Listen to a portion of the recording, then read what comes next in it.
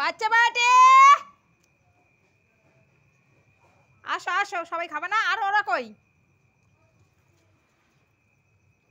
বাবা আমার বাঙুর খাওয়া হয়ে গেছে। আর আমার হাত চাটতেছিস কেন তোরা?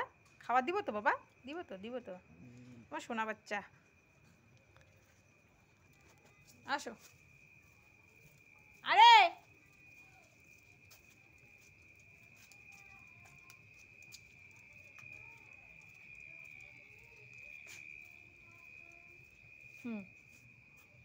আসো আসো আসো আসো আসো, সবাই ভাত কেন ফটাফট খায় নাও, রাত হয়ে যাচ্ছে। আসো এই নাও এই নাও, আসো আসো, এদিকে আসো এদিকে আসো, এদিকে এদিকে এদিকে এদিকে এনে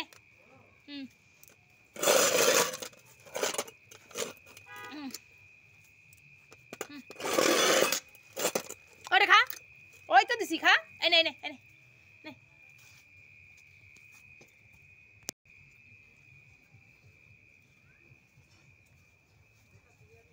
খা খা খা খা। এ বলু, খা খা খা, তাড়াতাড়ি খাও তাড়াতাড়ি খাও। কিরে কানি, খা খা। হ্যাঁ খা খা খা, আই খা বলু খা।